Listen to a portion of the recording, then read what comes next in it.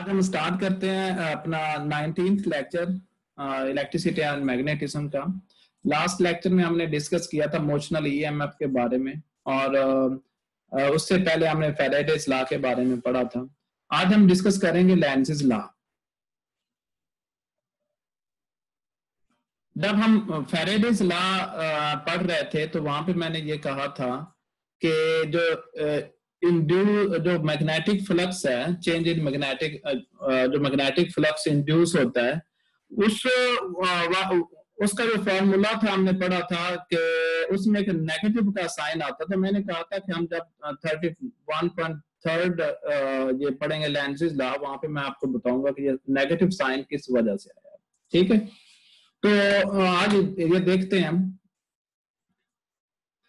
तो वहीं से स्टार्ट करते हैं कि जो फैराडेज लॉ था वो हमें ये इंडिकेट करता था कि इंड्यूस्ड ईएमएफ जो है and the change in flux यानी EMF was equal to minus d∅/dt के बराबर था।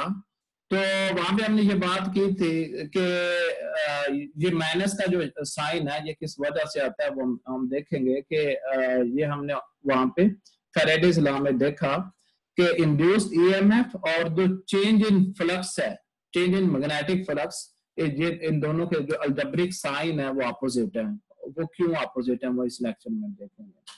ये जो रीजन जिस बंदे ने ये बताई, ठीक है, तो जो कि बुनियाद बनी लेंज़ लॉ की, this feature has a very real physical interpretation that has come to be known as Lenz law. इसकी दो स्टेटमेंट्स मैंने यहाँ पे लिखी हैं, तो दोनों देखते हैं।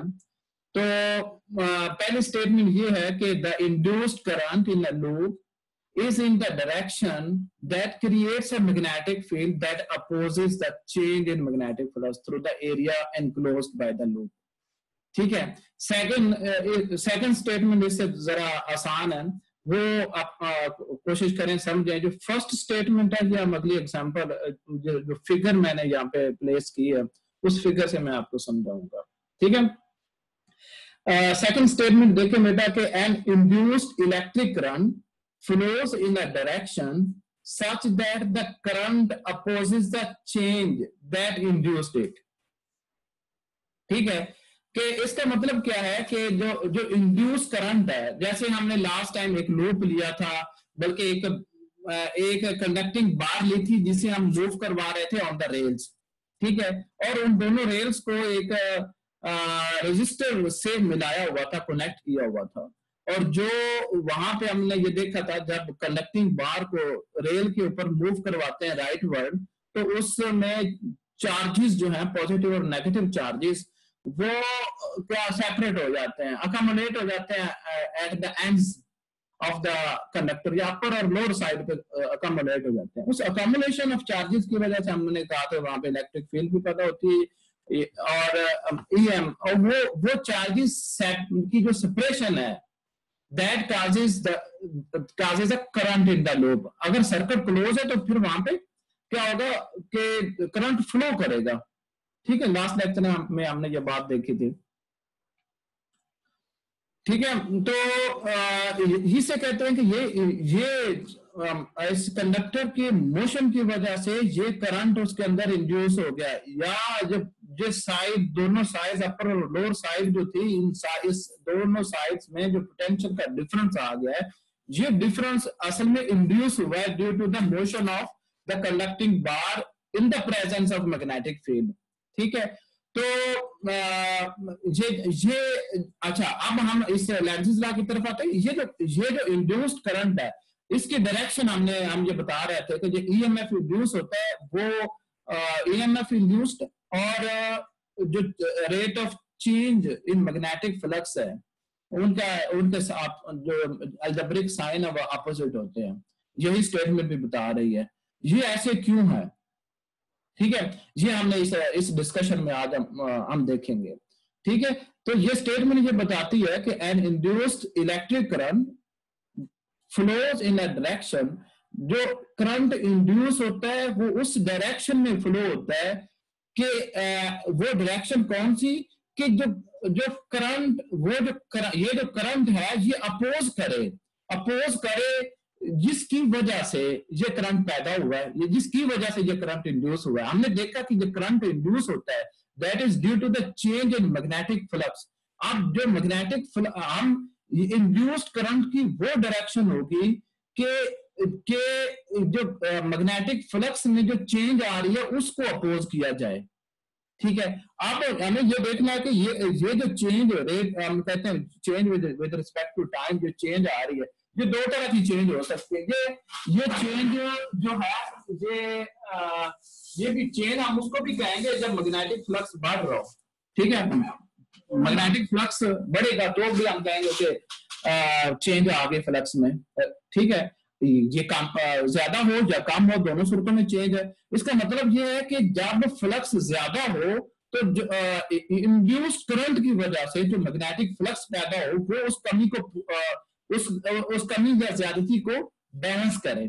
ठीक है, अगर अगर अगर मैग्नेटिक फ्लक्स जो है ये इसका रेट ऑफ चेंज जो है डिक्रीजिंग है, तो डिक्रीजिंग की सूरत में इंड्यूस्ड करंट की वजह से जो मैग्नेटिक फ्लक्स होगा, मैग्नेटिक फील्ड होगा, वो इसको रीइंफोर्स करेगा, उसको बढ़ाएगा ताकि वो चेंज पैदा ना हो।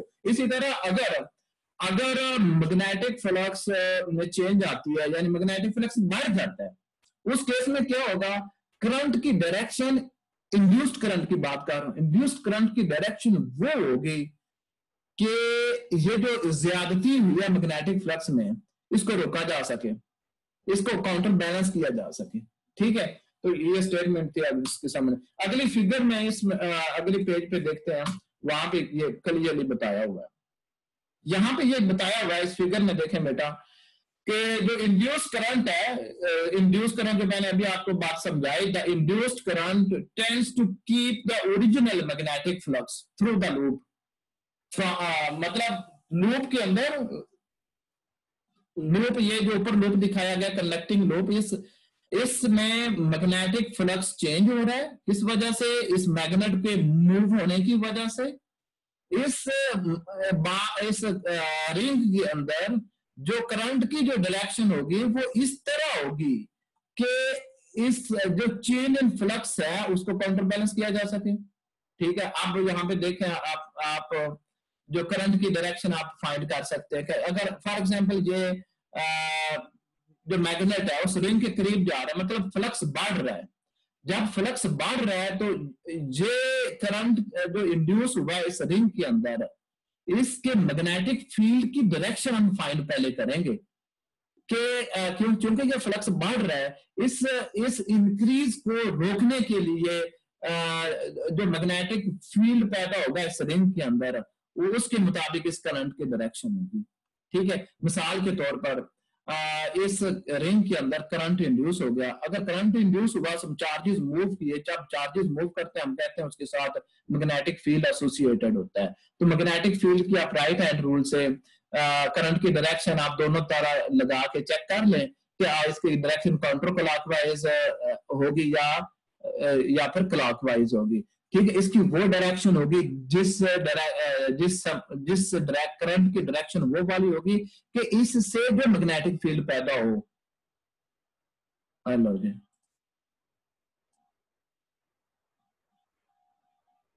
बेटा ये 1 मिनट ये बंद हो गया।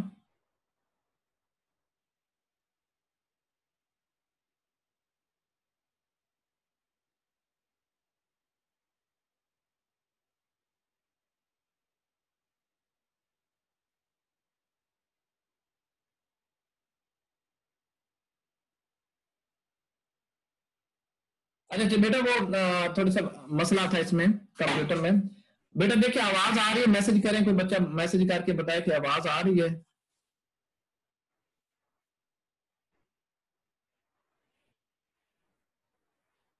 ओके ओके ओके बेटा, हम यहाँ पे थे। ठीक है, ये आपने देख लिया, डायरेक्शन हम डिस्कस कर रहे थे। नेक्स्ट चलते हैं। नेक्स्ट ये है कि ये जो ये हमने शो करना है, show that Lenz's law is a consequence of the law of conservation of energy.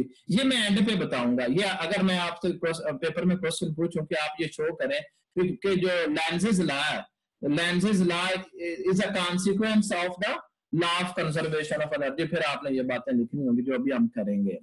ठीक है, असल में होता क्या है कि वो जो हम पिछली फिगर में जहाँ पे हम ये डिस्कस कर रहे थे, इसकी स्टेटमेंट में भी डिस्कस किया, फिर ये जो फिगर मैंने आपको दिखाई इसमें भी हमने ये डिस्कस किया।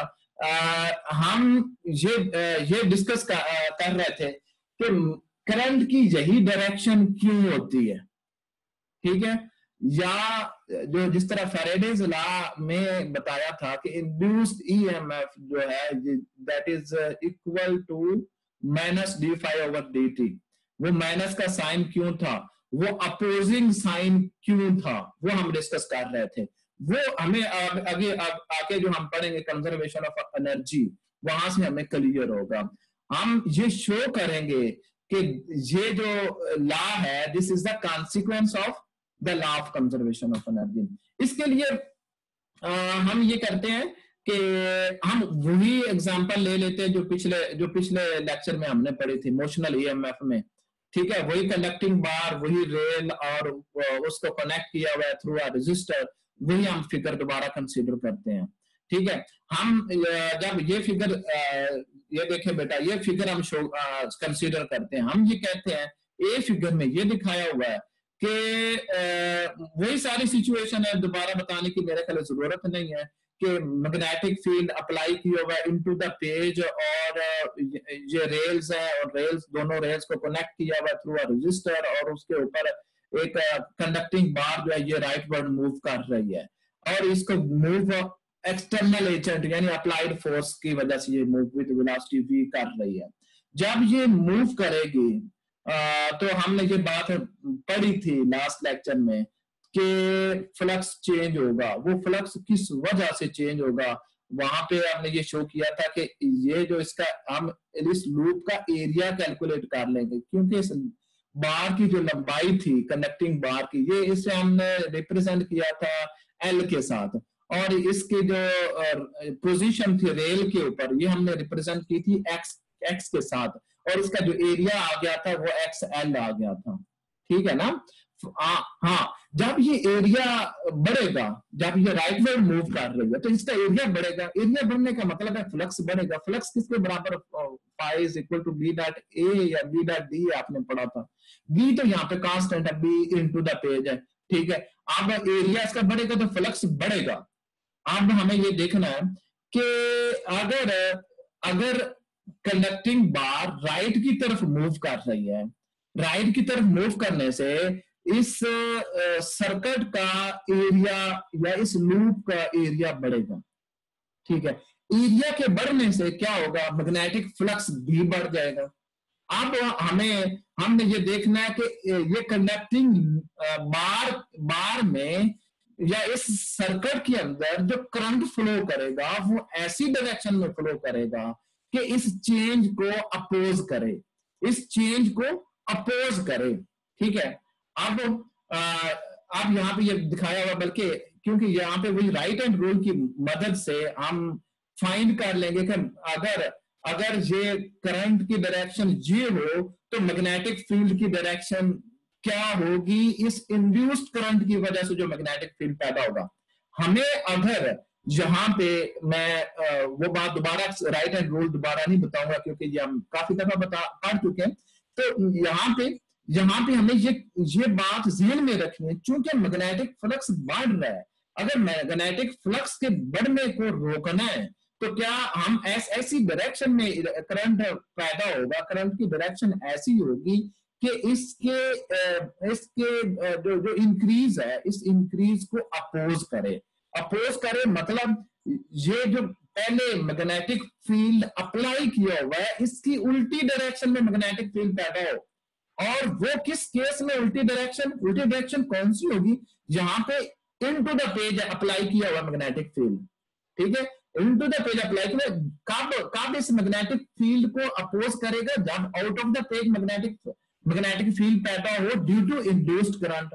तो हाँ, हमें पता है आउट ऑफ द पेज अगर हम मैग्नेटिक फील्ड पैदा करना चाह रहे हैं तो करंट की क्या डायरेक्शन होगी, फिर काउंटर क्लॉकवाइज होगी। इसके बराबर से आप दूसरे सर्किट बी डायग्राम में देखें, जहां पे एरिया जो है बेटा, एरिया जो है ये क्या कर रहा है, एरिया डिक्रीज हो रहा है, जो कंडक्टिंग बार है that is moving towards left. अगर ये लेफ्ट की तरफ एक्स की वैल्यू कम हो रही है, जब ये कम होगी इसका मतलब मैग्नेटिक फ्लक्स कम हो रहा है भाई। अब इस चेंज को हमने रोकना है, इस करंट की डायरेक्शन ऐसी होगी कि जो इस करंट की वजह से इंड्यूस्ड करंट की, जो करंट इंड्यूस हुआ इस सर्किट के अंदर, उस करंट की डायरेक्शन ऐसी होगी कि वो इस मैग्नेटिक फील्ड को रीइंफोर्स करे, ताकि फ्लक्स में जो कमी आ रही है उसको काउंटर बैलेंस किया जा सके। ठीक है, तो इस यही वजह थी कि वो वहां पे माइनस का निशान लगा हुआ था। माइनस का निशान ये शो कर रहा था कि जो चेंज आती है, इस चेंज इन फ्लक्स जो है उसको अपोज करेगा, उसकी उल्टी डायरेक्शन में ईएमएफ इंड्यूस होगी या फिर करंट पैदा होगा। एक ये बात। दूसरी बात जो अभी मैंने की थी कि हम एनर्जी कंसिडरेशन के हिसाब से देख लेते हैं। हम कहते हैं कि हम, बल्कि इससे भी पिछले काफी लेक्चर पहले की बात थी, हम ये वहां पे ये बात करते थे कि जब मैग्नेटिक फील्ड की मौजूदगी में कोई कंडक्टर मूव करता है तो उसके ऊपर एक फोर्स लगती है। उस फोर्स को हम क्या कहते थे, लॉरेंस फोर्स, है ना। लॉरेंस फोर्स का चलो कुछ हिस्सा कह लेते हैं, ठीक है। हम वहां पे कहते थे मतलब F is equal q into v cross B, ये वाली फोर्स वहां पे एक्ट करती थी। मिसाल के तौर पर ये जो कंडक्टिंग बार है इसमें फ्री चार्जेस है, फॉर एग्जांपल फ्री इलेक्ट्रॉन है, तो इसके ऊपर एक फोर्स लगेगी, मैग्नेटिक फोर्स। जब ये राइट की तरफ मूव करेगा बेटा, राइट की तरफ, फॉर एग्जांपल ये मैग्नेटिक जो कंडक्टिंग बार है, अगर ये राइट की तरफ मूव कर रही है, मैं एनर्जी कंसिडरेशन में बात करूंगा, ठीक है। मैं देखूंगा कि law of conservation of energy को वायलेट करता है अगर करंट इस डायरेक्शन में इस डायरेक्शन करंट की ये वाली डायरेक्शन ना हो, इंड्यूस्ड करंट की बात करता हूं, तो हमने देखना कि जब ये राइट की तरफ मूव करेगा तो क्या होगा, क्या होगा, इस बार के अंदर, बार के ऊपर एक मैग्नेटिक फोर्स लगेगी। उस मैग्नेटिक फोर्स की जो मैग्नेटिक फोर्स जो होगी वो इस कंडक्टिंग बार को और ज्यादा पुश करेगी। किस डायरेक्शन में, इसी डायरेक्शन में, राइट वर्ड जिस डायरेक्शन में ये मूव कर रही है। एज अ रिजल्ट क्या होगा, अगर मैं कह रहा हूं ना कि अगर ये जो करंट इंड्यूस हो रहा है, अगर इसकी डायरेक्शन काउंटर क्लॉकवाइज ना हो, इसकी डायरेक्शन क्लॉकवाइज हो, तो क्या होगा कि हम इन्हें, एक तो इसके ऊपर फोर्स लगाई कंडक्टिंग बार के ऊपर, इसने राइटवर्ड मूव करना शुरू कर दिया, ठीक है। अब अगर इस सर्किट के अंदर क्लॉकवाइज करंट फ्लो करेगा तो जो मैग्नेटिक फोर्स होगी वो एक्ट करेगी राइटवर्ड, तो वो क्या करेगी, वो इस कंडक्टिंग बार को एक और पुश देगी, जिसकी वजह से इसकी वेलोसिटी बढ़ जाएगी। और वेलोसिटी के बढ़ने की वजह से, जब वेलोसिटी बढ़ेगी तो जो मैग्नेटिक फोर्स की स्ट्रेंथ और ज्यादा बढ़ जाएगी। अगर मैग्नेटिक फोर्स की स्ट्रेंथ इसकी मोशन के साथ साथ बढ़ती जाएगी तो इस मैग्नेटिक बार के अंदर एक ऐसी एनर्जी आ जाएगी कि हर लम्हे इसकी वेलोसिटी बढ़ती जाएगी, जो कि law of conservation of energy के अगेंस्ट है, वायलेट कर रही है law of conservation of energy को। इसलिए क्योंकि ऐसा फिजिकली हमें देखा है कि ऐसा नहीं होता, ठीक है, जिसकी वजह से हम कहते हैं कि ये जो हम कहते हैं ना, करंट इस डायरेक्शन में ही पैदा होगा, अपोजिंग करंट पैदा होगा, अपोजिंग डायरेक्शन में पैदा होगा, वो law of conservation of energy भी उस बात को वेरीफाई करना है, ठीक है बेटा। ये बाकी जो है यही चीजें जो मैंने बोली हैं, ये मैंने लिख भी दी हैं ताकि आप इसको पढ़ के याद भी कर सके। Thank you very much. बेटा कोई क्वेश्चन है तो प्लीज टाइप करें।